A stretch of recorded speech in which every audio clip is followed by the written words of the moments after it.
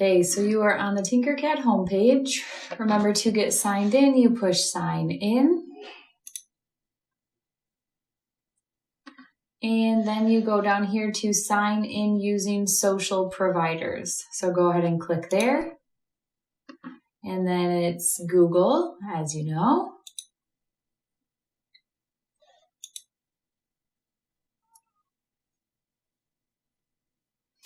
And then it will bring you to the Tinkercad home screen.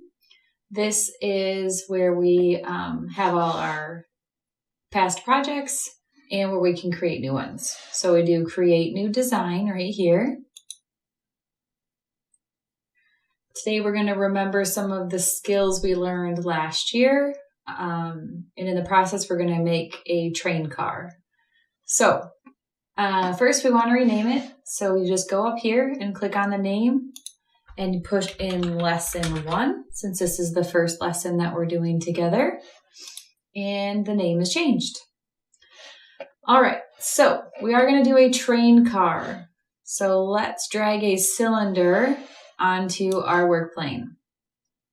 We need the cylinder to be rotated. So right now I can see 2 of my arrows, but neither of those are the ones I need. So I'm going to rotate to the side a little bit. And now I can see that 3rd arrow. So you need the one that's going to rotate it around this way. So make sure you're not doing the side to side. You're not doing the round in circles, but you're doing this one.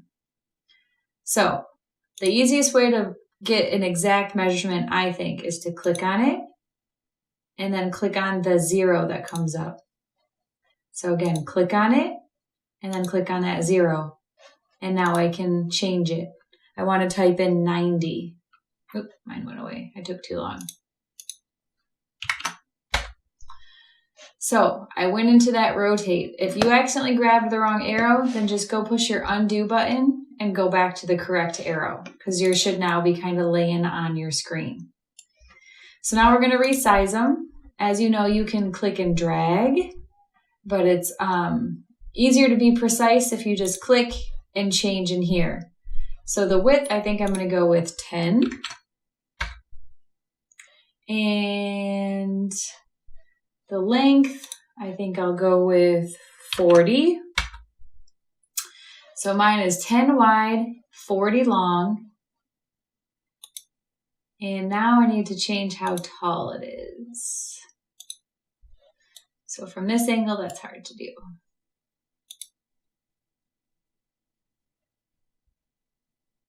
So I click on this top one, see how it still says 20? I'm going to click over here and make it say 10. So you don't have to use those. You could also just drag it if you wanted to. If you wanted to drag down to 10, into 10, and out to 40 if you wanted to. But like I said, it's harder to be precise. Oof. There we go. So we want a couple of these. So either way you liked to do it is fine, as long as you wound up with something this size. If it's not exactly this size, it's not the end of the world. It's just good to practice being precise when you're doing 3D. So remember, I'm rotating around. You can click on this cube, and if you hold down, it will rotate around for you so I can see all the angles. Back to my home view. So I want a couple of these. So I'm just going to click on one and push duplicate and push duplicate again. I want 4 total. So here I can move my duplicated ones out. Space them about even. I'm going to rotate up, see if they're even. Looks about good. So make sure yours are looking kind of like that. So you've dragged that cylinder out and it's looking about like that. All right, so now we need the car part. So we're going to grab a box and we want it to be about 35 deep. So again, you can do it the way that I just did it by entering the number, or you can just click and drag. So we want it to be longer than our rails. And it should be sitting on there kind of like that. So mine's 71 by 34. Yours could be about that. Doesn't have to be exactly the same. We're going to lift it up because the train doesn't run with the bottom of it on the track. So we need to find that teardrop. That's how we lift up the red shape. So you need to click on the red shape. We're just going to drag it up to 5. So I can click and drag up to 5. Remember how those pop up? 1, 3, 4, 5. It can be a little tricky with your trackpad, but get as close to 5 as you can. And now it's looking a little bit more like a train. I am going to add kind of a place for my conductor. So first I'm going to drag a box. So go ahead and drag a box. I want it the same depth, so I can check it here. Check my depth here. See that line showing me it's the depth? It was 34. So I want this depth to be 34 as well.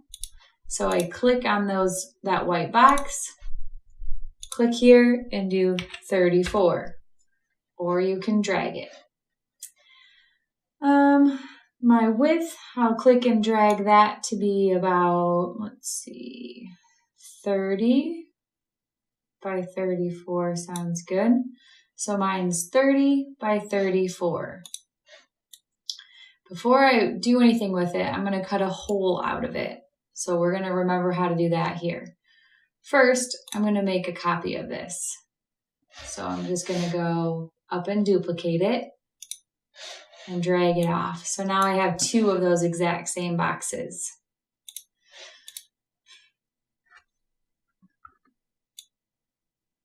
Okay, so I am going to resize it, but I wanted to keep its same shape.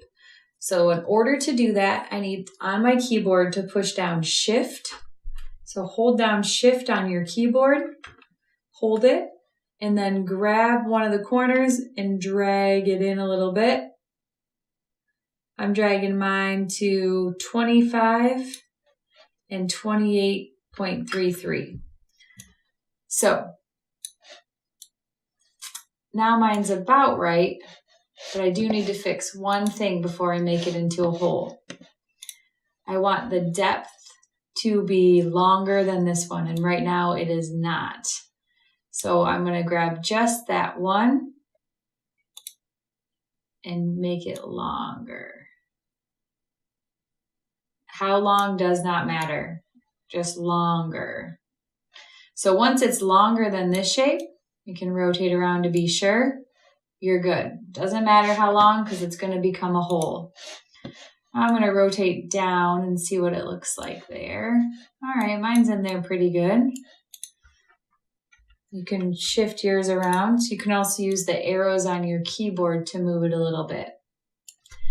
All right, so yours should be looking like mine. It's that longer rectangle inside of your cube. And then you are going to click on that cube and push hole. So now I've got that hole there, but remember I need to group those together. So just click on those 2 shapes. So as long as you're touching those 2 shapes, you're good. You don't have to have the whole thing in there, just part of it. So remember you click down and drag, touching both of your shapes. And now it's highlighted. You can tell it's highlighted by the blue, just like when you highlight text. Up here in your toolbar, you're going to push group. Looks different, but it is still doing the same thing. So push group. And now I have a hole out of mine. So I'm going to lift this up and put it on top of my train car.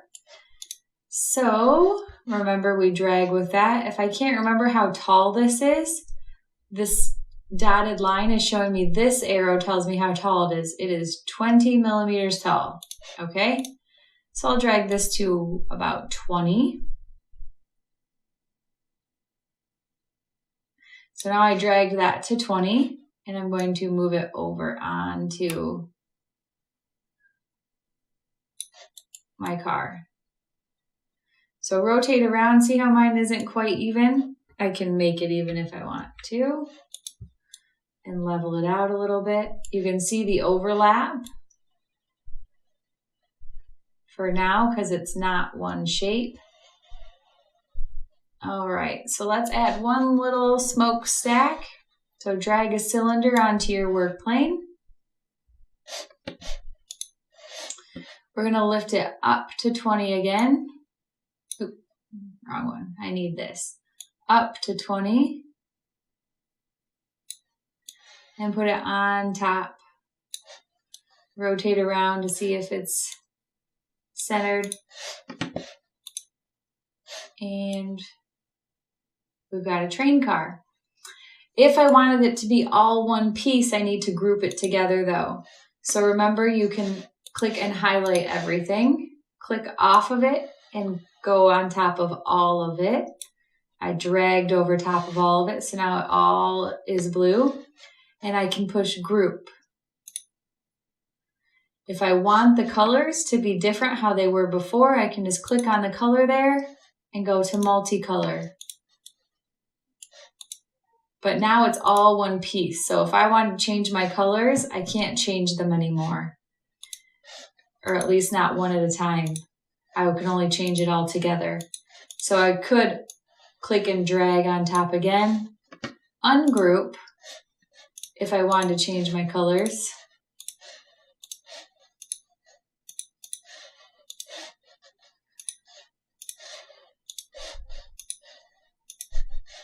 And then I could regroup. Remember, I choose multi. So now I can move my train as one piece. One piece, which is helpful, but if you want to work on just one part of it, you'd have to ungroup and fix it.